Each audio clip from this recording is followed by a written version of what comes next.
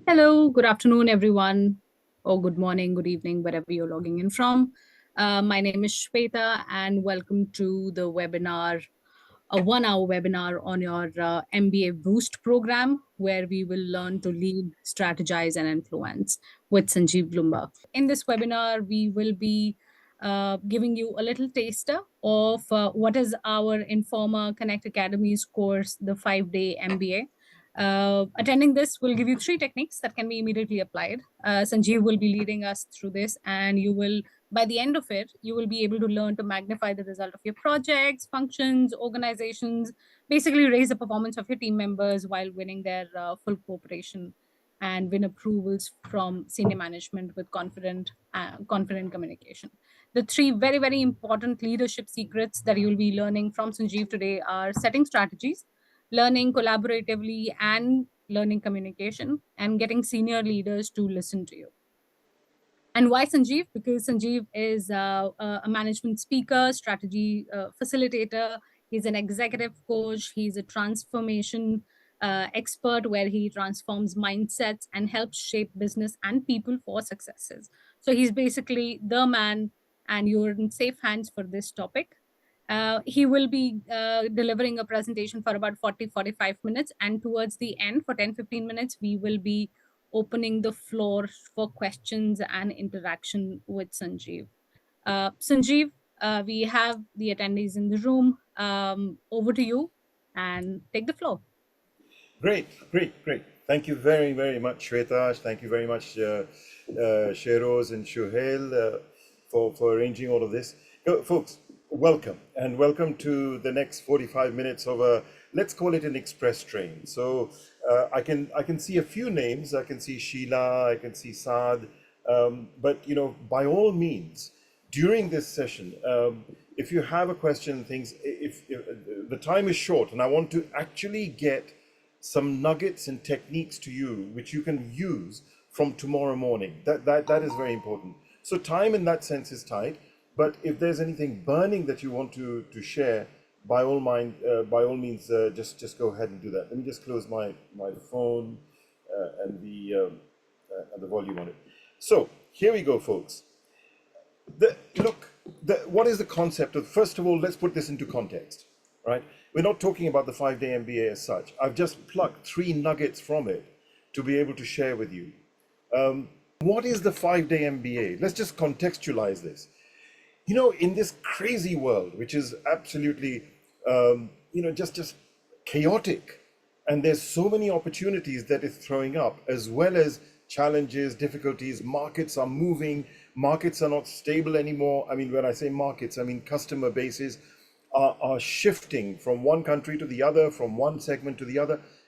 There are new values that are coming up. Technology is moving at a pace that it renews itself every 6 weeks. It's gone mad, guys. It's gone. And then leave alone the political disturbances and geopolitical issues, which are just causing incredible influences in our business. What does that mean? It means, on the one hand, that we have to handle this chaos. On the other hand, it throws up incredible opportunities, because every change brings opportunities in the market that we can grab. This is the important thing, right? So then comes the next question: how will you grab them? And that's where the role of every manager, every leader, has to become more and more rounded. You have to become an all-rounder. So if you're in marketing, you will not be able to do your job. You won't be able to make decisions about, should I go with distributors or should I sell myself? Should I license this product out, or should I do this service myself, or develop it, or subcontract, or should I do a marketing campaign, a branding campaign? You won't be able to make those decisions without the knowledge of return on investment in finance and how it impacts finance. So what happens? You go to the finance guys and they say, yes, okay, what's your project? All right, let me work out the ROI. And then that ROI, return on investment, is being presented by finance people to the board or to the management who are making the decisions on your project, guys. I'm just taking one isolated example. This applies across the board. Your project, someone else is presenting the finances, there's a disconnect. right? And vice versa. You know, and finance people, they're talking about marketing, they need to have a knowledge and understanding of what it is, operations, HR. So the concept is, not the concept, the essential requirement now is that we have to become all-rounders and not become an, if you're a marketing person, it's not, I'm not saying you have to become an expert finance guy, person. No, that's not what I'm saying. But you have to have language. You have to be able to go and interact with the finance people to be able to get your project to come through. That's the point. And same with ops and same with HR and so on. So here's the issue now. I want you to stop thinking, I'm finance, I'm marketing, I'm ops, I'm HR, right? And I want you to think, we are collectively one unit, pooling in our different expertise to impact one common value. We only have one goal, my friends. And this particular webinar is short, but when we meet in the 5-day program, we'll explore these things a lot more. And that is that we are experts in our own field. But don't identify yourself and say, I am, and I am finance, I am ops, I am HR. You know why? That creates walls. It brings non-collaboration. This is what I see day in and day out. I'm working in transforming organizations, and I'm seeing this sitting in boardrooms, sitting in management meetings. Everyone is over-identified. So you need to speak each other's language. Why? Because you, finance, ops, HR, technology, whoever we're talking about, have one goal and one goal alone. And that is to impact the end value of whomever you are coming together to serve. And that, of course, are your sets of customers, your markets. Are you getting this, folks? I know it sounds obvious. People, when I ask people, what are your, what are your goals? And they talk about, yes, we have a growth of this much, we need profit of that much, and so on. These are not goals. These are results, folks. These are results. I know. And I'm saying a lot of things which in some ways will be going against the grain of what your management is thinking. That's not a problem. It's not that they haven't been through this program. You can think this at your own level and still not be in conflict with management at all. I'm telling you, think about it this way. There is only one goal, and that goal is shared by you and your colleagues and everyone interacting with you and your function and your department, and that is the impact that you're going to make collectively on the value of the end customers. End of story. If anyone has a question or a point to put forward on this, please make a note of it, because we're going to allow time at the end to do this. I'm running through this very quickly, right? So that's our goal. Our goal is to impact the value of our customers. I call it, I've given it a name. I call it valuepreneurship. Valuepreneurship. If you look at valuepreneurship, it's all there. My book is on this topic as well. The whole thing is, how do we shift from what we are doing much more into what we are impacting and what we are bringing. And this is the strategy, the new way of thinking for going forward from here. And COVID changed everything. No one's buying products or services just because they can afford to, or just because they're the latest thing. People are buying in services and so on because it impacts their value. All right, folks? Now, time is tight. Let's move on to the next point of this. So having established that we are not entrepreneurs anymore, we are valuepreneurs. And when I say entrepreneur, whether you're employed, whether you have your own business or are employed in a company, you are an entrepreneur. The French word is entreprendre, to undertake something which brings a result. And I'm saying shift from being entrepreneurial to now being valuepreneurial, and you will see, you will be flying and unstoppable by competition. This is where we're headed at. So having established that everything is about delivery of value, second point we've established is that we cannot work in isolation over identified by what my job title or my function is, but I'm only merely using my super expertise, pooling that in to impact the value of the end customer, and that is common to everyone in the organization. Right, folks? Now, with that in mind, let me give you quickly, in about 10 minutes, a model for strategy. And when we meet together for our 5 days, you will actually work this in a lot more detail on maybe your own business, right? That's extremely practical. But here, I'm giving it to you as a nugget so that you can, use it already and start applying the thinking and using it in your own projects. Right, here we go. Before I do this, let me just tell you the background to the case that I'm looking at. This is a real case. I'm looking at long-haul flights, okay, long-haul flights. And think that we are British Airways, okay? So you are British Airways now, and your major competitor is Virgin Atlantic. Think of it like that, right? So here is my simple 3-step method, which I call SVOC, into strategizing. Before we do that, I want to ask you one point. What is strategy? You pick up 1,000 books and it'll give you 1,000 different things, and you're completely confused. We will sort this out once and for all. We will talk. Strategy is this. Think about the word street, strat, strada. Strategy is the route. Street, strat, strada, strategy is the route to my destination in business. Okay? Now here's the thing. In business, we only have one set of routes available to us. And those routes are the market and its values, sets of customers and their values. There is no other route to take you to your destination. Even if you're a public organization, folks, you have sets of customers whose values you exist to serve, and that is your only role in life. So with that in mind, let's think British Airways and Virgin Atlantic. And I'll go step by step. I'll go straight into the model, okay, rather than giving you, when we discuss this, we'll talk about, well, different ways of looking at value, but here we go. This model is made of 3 tables.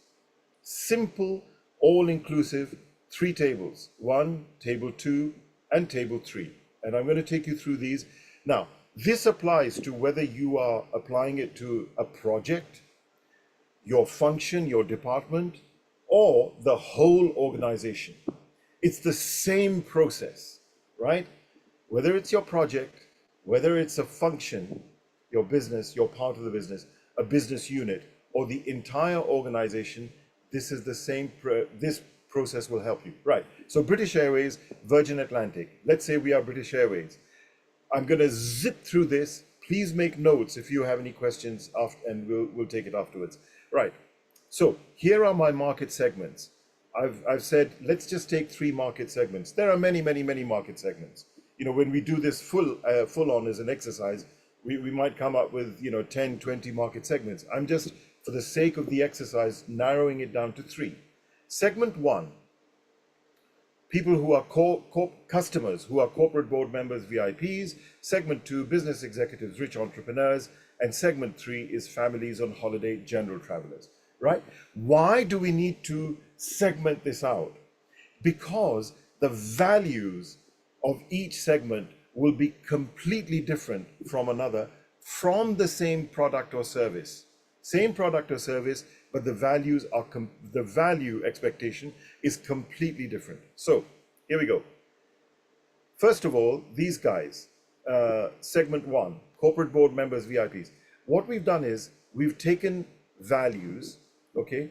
We can call it needs. I hate the word needs. I don't even know why I've got it there. It's actually value.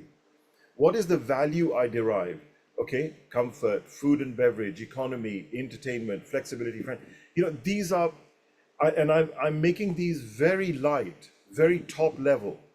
When we go into your own exercise, will need to be much more specific. What does flexibility mean, for example? Flexibility might mean that I'm traveling on business. Like I am tomorrow, I'm going to Washington. Okay, and then from there I'm going on to Atlanta. Right, this is happening tomorrow. Now, what if my Washington meeting get on Friday? What if my Washington meeting gets extended? I miss my flight to Atlanta. I still want to be able to have the flexibility of catching another flight and getting to my meetings in Atlanta, right? So you've got to be quite specific. Now that is value. And what is this to do with airplanes? Nothing. It's what that airline is delivering in terms of value. Are you getting this point? Right?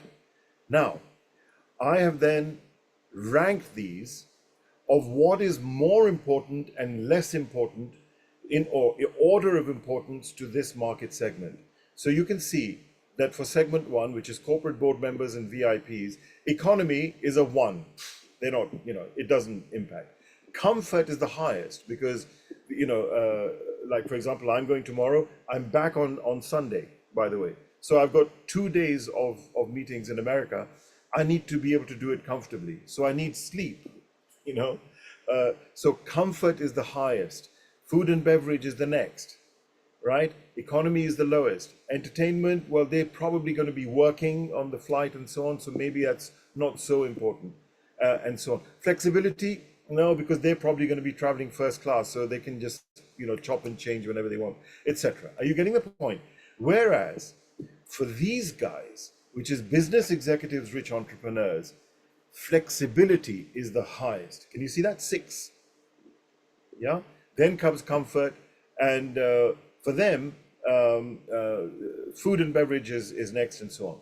Now, for these people, which are families on holiday, suddenly we see that economy becomes the highest. They're going on holiday, they're probably going in the total family.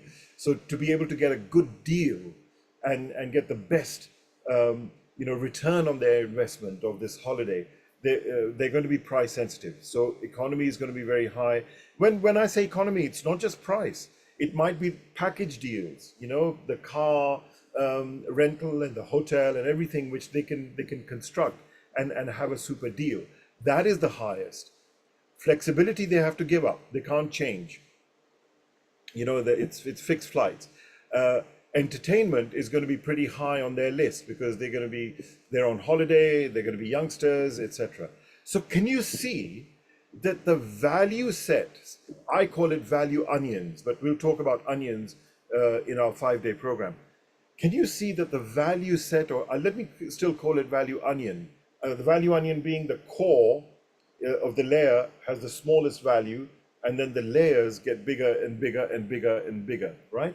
So can you see that the value sets for each of these market segments is completely different, right? Now, we've established that. Let's go. By the way, when you are doing this, let's say you're doing it tomorrow on a project, please try it out. Sit down with your team, spend a couple of hours and just do these 3 tables. You will be shocked at what a result you get, right? So when you are doing it, don't rank it 1, 2, 3, 4, 5, 6. On a scale of 1 to 8, 1 to 8, 1 to 8, give each of these an individual score. It's much more difficult to rank, but look at it each individual. How important on a scale of 1 to 8 is comfort for segment 1?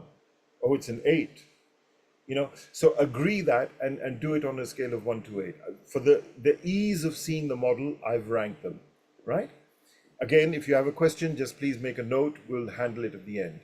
Right, then let's go on to the next slide. And let's bring in a new element. And that is, we are British Airways and Virgin Atlantic is airline 2. That's our nearest competitor, right? This remains the same. Everything is pegged to the values. Value is what it's all about, folks. Nothing else matters in business. Every person, every process, everything that we do is that every function, every department exists because there's a set of values of the customers. If that didn't exist, we wouldn't exist. Okay, So this remains the same, but now we're bringing a new element, and that is British Airways and Virgin Atlantic, our nearest competitors. And what we're doing is, out of a total of 10, we are distributing how well Airline 1 serves the value of comfort compared to Airline 2. So on comfort, Virgin Atlantic is a 6 to a British Airways, which is a 4, total is 10. You getting that point, right? I'm zipping through this. Again, if you have a question, it's very, very simple. Now, having done that, and look, can I just make one point? Look where I'm talking about competition. What did I talk about first? Customers or competition? Table 1 is all about customers, folks. There's no competition involved. Competition comes afterwards. And this is the problem as well. Too many organizations are looking over their shoulders at what competition is doing, and we don't end up being genuine service providers to our customers. That's the problem, right? So always first the market, and this is a step-by-step process that I'm giving you over here. If you stay within the steps, you'll come to very solid answers. Now let's get to solid answers. And table 3 is nothing but table 1 multiplied by table 2 for you to make sharp decisions. That's all it is. So let's go. Table 1, segment 1, comfort, we gave it a score of 6. Okay? Multiplied by, in table 2, comfort, airline 1, we gave it a score of 4. 4 times 6, 24. Can you see that? I'll just do one more just to make sure you're getting this. Table 1, segment 1, comfort was 6. Table 2, airline 2, comfort 6. 6 times 6, 36. That's all it is, right? By all means, take screenshots if you want. I have no problems with that at all. It is all in my book called The Ninth Gear. By the way, the whole process, this process itself in about, I don't know, about 30 pages or something with all the tables. It's all there. And it's on Amazon. But anyway, we will talk about it in more depth when we sit together in the 5-day MBA. But please, by all means, take screenshots. No problem at all. Right now, so you can see that table 3 is just table 1 multiplied by table 2. First the market, then the competition analysis, and here comes table 3, which is the decision table. Now what we do is we look at the totals. So you add these all up, 95 to 115, 107, 103, and so on. What this is saying is that 95 to 115, what it's saying is that British Airways is only 83% as good as Virgin Atlantic in serving the total value set of our customers. That's what it's saying, right? It's pretty cool, isn't it? This is simple, powerful, instant analysis. In segment 2, British Airways is a little bit better. And that makes sense because British Airways has been absolutely, their central strategy has been the business traveler, right? And segment 3, they are only half as good. Now, when you're setting a strategy, the first thing that lights up is to say, I might be saying, this is a segment I'm not interested in developing and strategically growing, right? You might even, in another business area, choose to completely reject that market segment. For example, Apple, they never sold to corporations and companies. They said, hey, Dell, Toshiba, Sony, go have it. I don't care. I don't care. That's not where I impact value. So if it's as low as 53, you might even say, I don't want to serve that market segment. Unless you can see, looking at the pairs of numbers, you can easily shift this into from 1842 to 4218, or shift this. If with relatively low investment, you can make that economy or entertainment really robust in your own delivery, and suddenly that number goes to 150 or something, you're in business. This is how to look at what I need to choose as market segments, but then what do I need to impact as strategy to be able to bring leadership for my organization in the world. It is like that. It is as simple as this. And the beauty of it, you know what? These numbers in this chaotic world are changing all the time. You have to develop a mechanism, and that mechanism exists within your organization. I'll show it to you, hopefully when we meet. It exists today in your organization to be ahead of the game. Apple have always been ahead of the game. Google are ahead of the game. Okay, Tesla is not ahead of. It was ahead of the game. It is no longer ahead of the game. What evolution is there? They're not evolving. Now Elon Musk is more interested in Twitter and X and all this kind of stuff, right? So he's not looking anymore at the market, but it came in and set the leadership in the market. So you can be ahead of the game by being dynamic and moving your understanding of the value changes of the marketplace, and then these tables will give you the answers. Very quickly to finish with, look at this, guys. Let's take segment 2. British Airways has made business travelers their main market segment, and oh my gosh, they are only 4% better than competition. Ooh, that's very, very, very slim. One thing could go wrong. You see this, for example, flexibility, 4812. Flexibility, as I said, means you've missed your flight, your meeting got extended, you can switch to another flight. British Airways are 4 times and have been 4 times as good as Virgin Atlantic. But if tomorrow, as is going to happen, open skies policy comes in and any carrier can pick up anyone from any airport, suddenly that flexibility will be lost. And Emirates is the first airline to be really challenging the world on this. So if this is lost from 4812, even if it becomes 2020, this number is going to go down to about 70 or something. In your strategic most market segment, you're not a viable business anymore, right? So by looking at that, they need to say, what is the change of nature of flexibility? What do I need to do? Then you start building responses in saying, okay, let me do code sharing with American Airlines, with United Airlines, maybe with Emirates, right? To maintain my leadership. Similarly with comfort, right?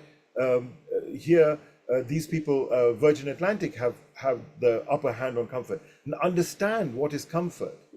Understand, is it more legroom? Is it more width? Is it being able to, go to the washroom even when the drinks trolley is there? Whatever it is, understand what that means, and then build responses and innovate on these things to make it happen. Whereas this one, I wouldn't invest at all. This is a waste of money.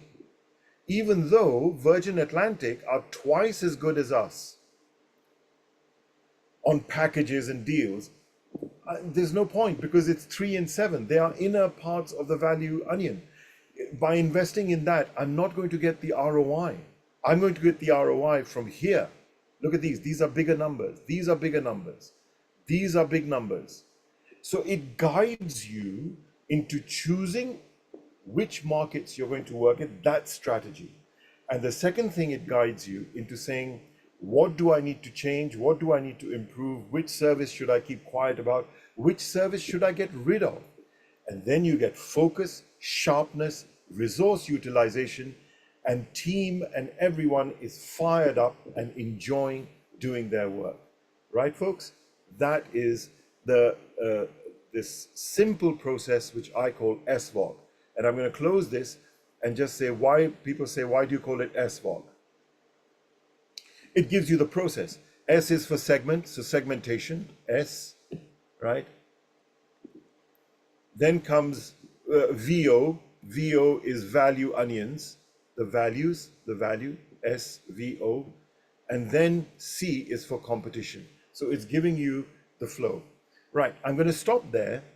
And I'm going to move on to giving you another nugget, and that is managing people, which in the 5-day MBA, what we're going to be doing is we're going to spend the first couple of days on strategy, strategic marketing, and then we're going to spend a day on finance, right? And then we're going to spend 2 days on leadership and communication, and also your own self expression and your own brilliance. So this is the way it's going to go. So let me then move on to the next topic, which is in the zone of leadership. Here we go. Now, here I am going to show you a small, well, I'm only going to take, this is already an extract of a case which we will work on in the full program, but I'm also in this just going to take a part of this, right? So just read this with me, folks. You are the marketing director and a member of the executive management team. So now we're into leadership and handling situations with your team members, which might be difficult, and still inspiring them, motivating them, getting collaboration and cooperation from them, getting them to be more successful, to make the business successful and you more successful, right? So let's have a look at this case. Whatever we do it through practical, real scenarios, folks. That's the important thing. This is not theory, that's the important thing. You are the marketing director and member of the executive management team of a large multiplex cinema and leisure complex in an affluent area of Dubai. Think about like those American style multiplex cinemas, and you have the games area and the bowling alley, and you have all of this kind of stuff. The complex is made of 9 screens, 3 giant size, a snack bar selling drinks, popcorn, nachos, an ice cream, souvenir, sweet shop, Pizza Hut, Tex-Mex, McDonald's, Burger King, large car park, and 10,000 square meters yet to be developed. 200 employees and annual sales of 65 million. Now, reporting to you are these characters. You don't get bogged down by the detail, by the way. I'm getting very quickly to handling the situation. So don't worry about the exact, don't think you have to retain any of these numbers or anything. That's not the point here. Just get a picture of the case. Reporting to you are a sales and promotions manager responsible for business development with a staff of 12. And this is the only guy we're going to look at the moment. You also have a new projects development manager with a staff of 4. We're not going to talk about him. You've just attended a board meeting in which last year's excellent results were reviewed and the prospects for the year ahead were discussed.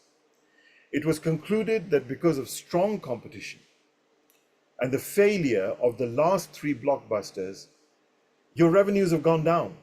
Your costs are still there. It is vital to reduce costs. So 2 decisions have been made. One is that you're going to reduce all expenses by 15%.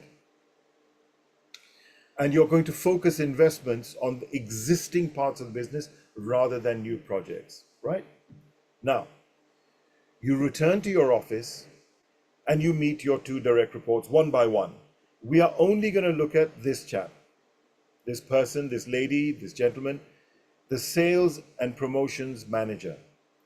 The decision to reduce general expenses by 15% concerns him directly, and personally you think one of the means of achieving this objective would be to cut the annual team conference this year set in Las Vegas. Ouch. So he's taking his team, I'm saying he because I'm going to play this role, to Las Vegas, right, for their annual team conference. And you think as the boss, this is the one to cut. How will you handle this? So, have you got the case, folks? Now, what I would like is for someone to volunteer can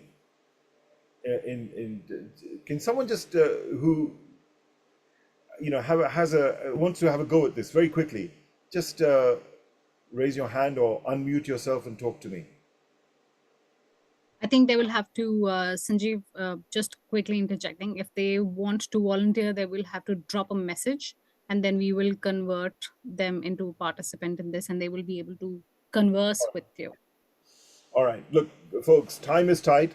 We will do this when we meet. So let me quickly take you through how. Mohammed. Okay, Mohammed. Great. Mohammed, can we open Mohammed's and allow him to hear him? Can we hear him? Yeah, 1 second. Hey, hi, Okay. Sanjeev. Hey, hi, Hi. Mohammed. Hey, thanks for volunteering. Okay, cool. Mohammed, very quickly, I am your sales and promotion. You get the case, right? Yeah, absolutely. Okay, so I am your sales and promotion manager, and you can see the situation in front of you. Let's have the conversation. Let's do it. So I've come to see you. Hey, boss. Hi, Huh? Mohammed. You wanted to see me about something. Yeah, hi, Sanjeev. How have you been? Yeah, pretty good, How pretty is good. Boss. Yeah, So yeah, I wanted to give you a quick update on a recent board meeting that we had. mhm. That has come up with some repercussions for us that we need to take into consideration for the following few months. Firstly, I want to commend you on the great job that you've been doing. Things have been going great. The company has Yeah. expanding. We've been recording revenue growth over the last few quarters, but as you know, there has been a slight dip in revenue over the last quarter with the last three supposed blockbusters that were actually flops and have resulted in us having to face a cut in our costs. This is not something that I would want to bear down on you, but the fact is we have to look at some cost cutting measures. I have something on my mind, but before that, if you want to, give me some suggestions, I'd love to hear that.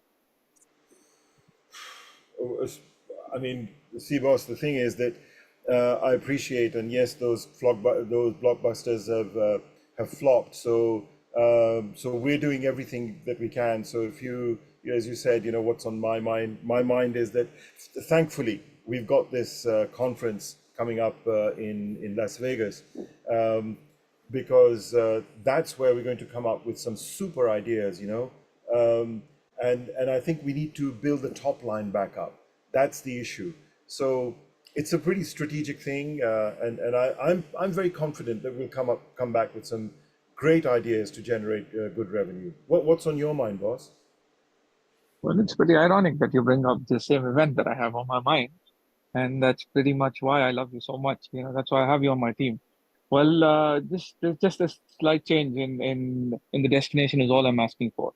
We do believe, we do concur 100% that this event is critical to take place. It will result in some lovely brainstorming and some new ideas to be generated. But we live in Dubai. I mean, and Dubai is as good as any Vegas in the world. So all I'm gonna put forth is we change the location of this event and we take it. We bring it to our hometown. We do it in Dubai, and I Whoa. guarantee you that Hey, we'll Mohammed, do it boss. in the grandest way possible. Yeah, boss. From what I hear, you're actually wanting to say, don't go to Las Vegas, don't take the team. You're canceling the trip, boss. This is going to be disastrous. It's going to be disastrous. It's going to bring the morale crashing down. And you know what, boss? It's a strategic thing. It's not like, oh, don't go. It's not like we're going. It's not like we're having just fun and doing it in, like you say, do it in a grandest way. It's not about grand or anything.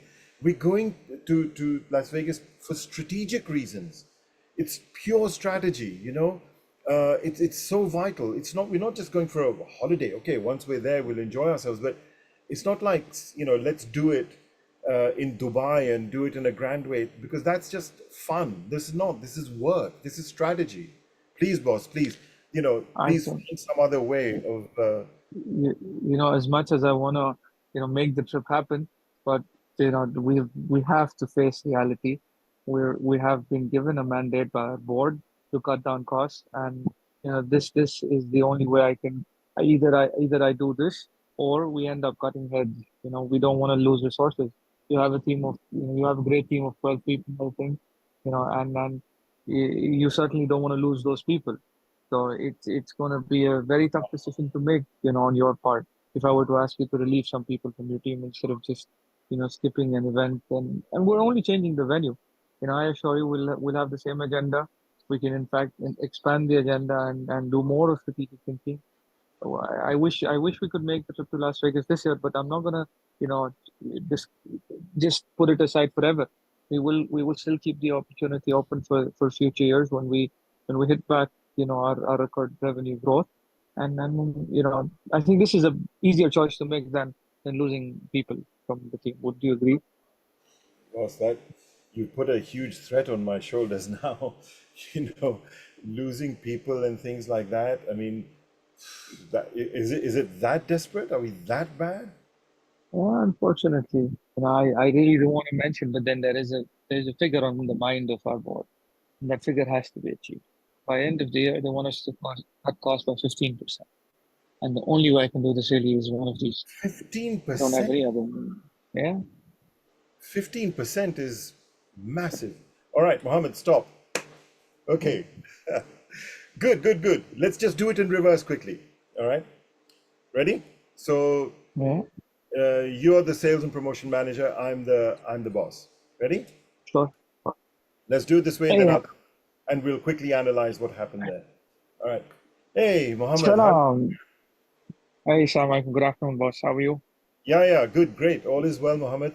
Mohammed, thanks a lot for coming down. By the way, thanks very much for the new report on the promotion program for next month. It's looking pretty cool. I'll have a read of this in more detail. But today, what I just wanted to do was to bring you up to date with what happened in the management board meeting. Look, last year's excellent results were reviewed, and many teams have been congratulated. The works that you guys did, like setting up those Chinese food stalls and gift stores and things when that Crouching Tiger film came out, the Chinese one last July. Fantastic. So well done, really well done to you and the team. And the board wants to congratulate. Let's do something for the team separately for that, yeah? Coming back to this year, listen, this year the picture is very, very different. 3 blockbusters have failed. Our cash buffers have come down by 30%. Profitability, our margins, which were planned to be at 22%, are hitting more like 7 or 9%. So we have to make some very solid decisions. One of the decisions that concern you directly, and that is that we need to wipe out 15% of general expenses from all budgets, right? It's a huge number. It's a hefty ask. But my discussion with you and our managers is to say, how, in your opinion, where do you feel we could find that 15% in your budget? What are your thoughts? Well, boss, 15% is huge. I mean, do you think we can bring that down a bit? I mean, 15%, knocking off 15% for the rest of the year is going to be a very tough undertaking. Can we negotiate that a bit, boss? It's I'd love to be able to be affirmative. This is a done deal. This is a decision, and it's done I'm very happy with. I'll call you and Yasmina, and we will all sit down later on, and I'll take you through the numbers. No question about that. But looking at the numbers and the projections, if we take 15% out, we are secure as a company, and we can rebuild back up our revenue base and our cost base. So 15% is a done deal, non-negotiable. The question comes back, Mohammed. You've done What amazing things in tough times. How, in your opinion, can we find that 15% on your budget? What do you think? boss, it's just a thought, boss, and maybe I'd appreciate if you can take this forward. We have 3 quarters from now till the end of the year, so they're looking at 15% by the end of the year, which means we have at least a cushion of 2 quarters in hand before we actually need to start cutting those costs. How about if we deliver sales performance that is skyrocketing, that can over exceed the targets over the next 2 quarters, and then we renegotiate the 15% again? I'm sure they're looking at 15% because they're not so hopeful of us meeting our targets. But what if we Okay. can turn things around over the next 2 quarters? With the All sales right. event happening in Las Vegas, I Yeah. think we can come up with some brilliant ideas and we can turn this around really. All right. So here's the thing. I love the way you think, and I love the creativity. I can't give you an affirmative. I'd have to take it back. But one thing, if I was to try and negotiate on the basis that, see, they're going to be next Tuesday, we have a management meeting, and I have to show how each and every one of my managers, where those 15% are coming out, and the fact that they're coming out now, as of now. Because the problem is not a revenue one, it's not an income statement one, Mohammed. I wish it was. Then we could take your route, which is very creative. The issue is a cash one. That is the issue right now. The cash buffer has been hacked by 30%, and we have to protect the organization. So the cost diminish has to happen now, really. So for that reason, I need to take 15%. So Fair if enough, boss. If that's the case, I'm just gonna, go with your guts. I think you have something on mind, which you mentioned the event upcoming in Las Vegas. I think we can still host this event elsewhere and do a great job. I so would say that concur again, with we that. can do what? We can do what? I think we can still carry out a great event in our hometown here in Dubai. I think that's fair. I think there would be a slight bit of demorale. There would be people who would be sad a couple of days, but then we can get that sadness over with by giving Okay, them a great event in Dubai. right. So I okay, think look, it's a suggestion you're thinking, and I'm proud of I'm you happy to and concur with delighted. you on this. I'm proud of you and delighted that you're working this out. But I fully appreciate that I'm putting you on the spot. Please take 24 hours, no problem. Sit with your team perhaps and work out the best 15% or the 15%. So here's what I would like. If we could meet tomorrow afternoon at the same time, and you just go through what you're putting in the basket and what you're keeping in, and this is your call because it's your strategy, it's your budget, right? All I want to see is whatever you're putting in the basket or keeping out of the basket, what is the return of investment logic? And if you say that the lowest return on it, I know that every dollar on your budget is important. I know that, but I'm asking which is the least ROI projects that you could find the cut. And if it's Las Vegas, it's Las Vegas. If it's something else, it's something else. I just want to know which are those projects which are going to least negatively impact your strategy. So do you think you could do that? But show me Done the deal. why logic. Would that be okay? Yeah, absolutely, done deal, boss. We have a day to deliver this, and that should be sufficient. I will get back to you tomorrow. Cool. All right. Hey, thanks, Mohammed. Thanks.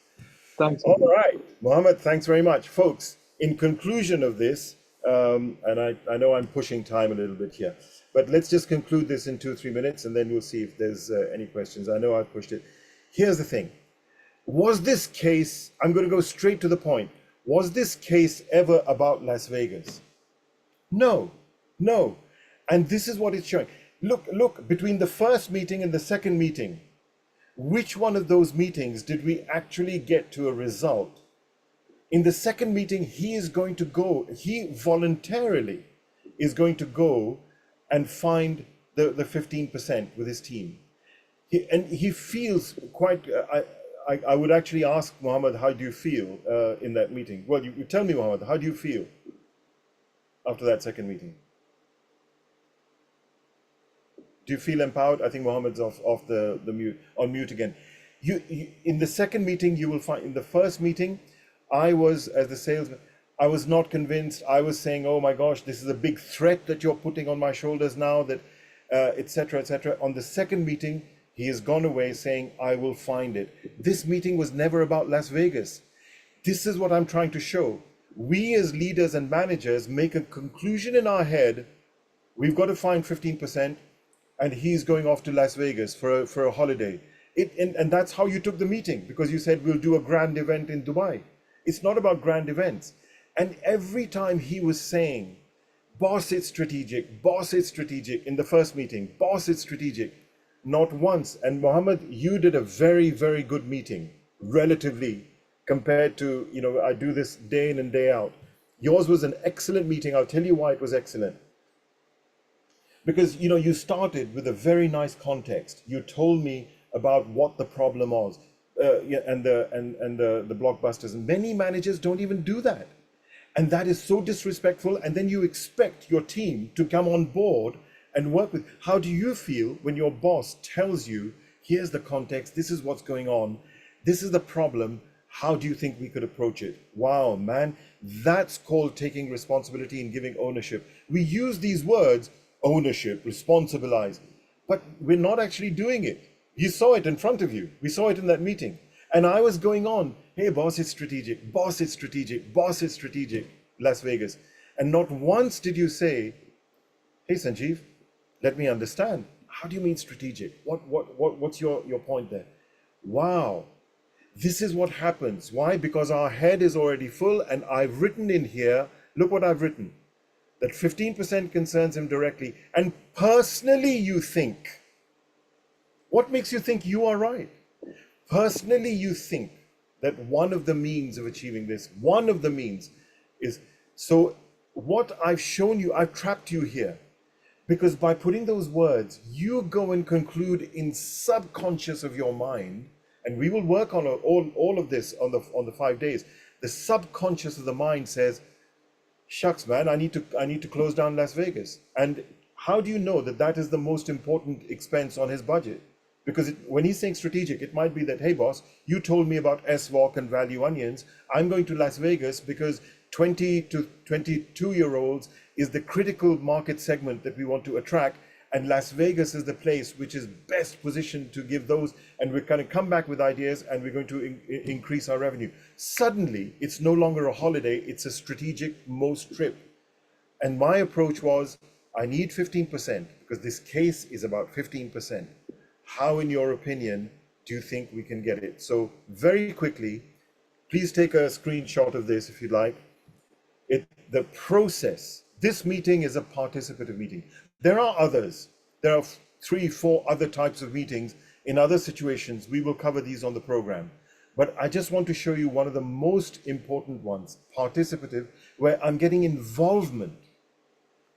You start with a positive contact. You certainly did, Mohammed. Brilliant positive contact. Well done for previous year's growth, you said. Context, which is the why. This is critical. Too often we jump in and we say, hey, Sanjeev, I've just come out of a board meeting. We need to get 15% out. So, Las Vegas is cut. That's the normal meeting. And then we go crying, saying, I'm not getting ownership and responsibility and collaboration and cooperation. This is no one's fault. That's the first thing to understand. It's not the manager's fault. It's not the managee's fault. It's just the habits that we have inculcated, that we are. And look how simple it was to change it. So give the why, the context, and you gave that beautifully, Mohammed, right? That well, it could have been more, just more elaborate, but nevertheless, it was there. Then state the objective, and I'm sorry you didn't state the objective. That 15% cut was not stated. It should be stated loud and clear. Why? There's a clear destination which is non-negotiable. We are getting to that point. But the important point then is this. Central piece is how, in your opinion. So I've given you the why, I've given you the what, where we need to get to. How will we do it? That is over to you. And that will bring involvement. And you saw in the second meeting how it was he who started talking about Las Vegas and then, or other projects and so on, and we'll talk about it tomorrow. Then you listen, explore the answers, and then don't forget about this, we'll cover this. You come up with a concrete action plan. Okay, let's meet tomorrow. Let's talk about this. You give me the basket, what the ROI is, and so on. And we ended at that meeting. Thanks. I knew I could count on you. That is a much better way of getting someone involved. Very quickly, we will do other types of meetings and other types of leadership styles. I'm just giving you one key one here. When they have an answer, does he have an answer how to find you 15%? Yes, he does. then the answer should come from him, not from you. And the moment that every time that Mohammed in the first meeting was saying, Las Vegas, let's cut it, and you can do Dubai, I was just going further and further away. I was going further away from the answers. All right, folks, that is, we will leave it. There was one more point I wanted to cover, but it doesn't matter.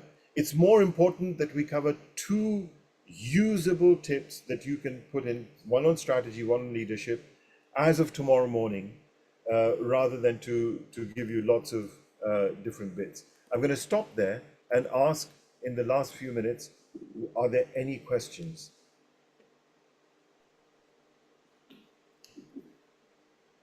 There's no question, but there's a hiring proposal for Mohammed. Sorry, for? For Mohammed, somebody's Wasim is saying that somehow this discussion makes me want to hire Mohammed. Mohammed, there you go.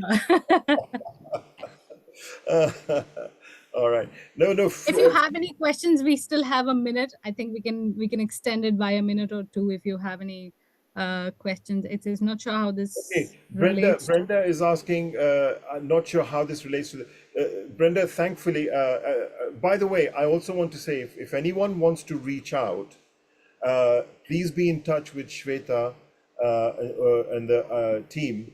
And if you have a question or something, I'm very, very happy to take 10 minutes to answer your questions one-on-one, no problem at all. But to answer your question, the reason that it relates as much to the legal field as to any field, and I have the good fortune of saying that there isn't an industry that I haven't worked in, and I was doing a program actually about just before COVID for a 50-partner legal firm, solicitor's firm. We're talking about human beings. You know, the situations might change. So let's say in a legal practice, let's say that you're wanting to one of your solicitors is handling a client in a certain way, and you want to take that client and you want to give it to another team or another person, and you want your team member to work on a different client, or it'll come down to the same sort of approach. I'm just using an example. We're ultimately talking about human beings. And if you would like to take an example from the legal field, please be in touch. I'll be very happy to take you through that. Yeah? Any other questions?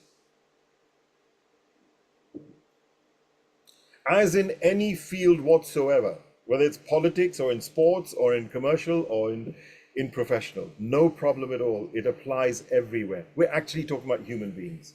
Even in strategy, we're only talking about human beings. The value is all about human beings. Any other point? Don't think there are many points over here. I had a question myself, but I think we are just out of time. I wanted to mention that the taster that you had today, all our attendees for this course, the full-fledged 5-day MBA course by Sanjeev, we will be having 2 editions in the coming year, in the rest of the year, sorry. So from 29th September to 3rd of October, we will be having this session in Dubai. And then from 1st to 5th of December, we will be delivering this in Doha. So if you're interested in either of the sessions, please get in touch with the team. Please get in touch with us. We will be happy to facilitate your registration for it so that you can get Sanjeev. You will be his captive audience. He will be in the same room with you. You can ask as many questions and you will get to learn with a lot of case study-ish style that he just mentioned. Can I just quickly mention one thing, Shweta, that in that 5 days, by the way, it's super practical, as was this session. We did 2 cases. We actually talk about your business, your domain, and you develop these things on, so you practice on whether it's legal or whether it's business or political.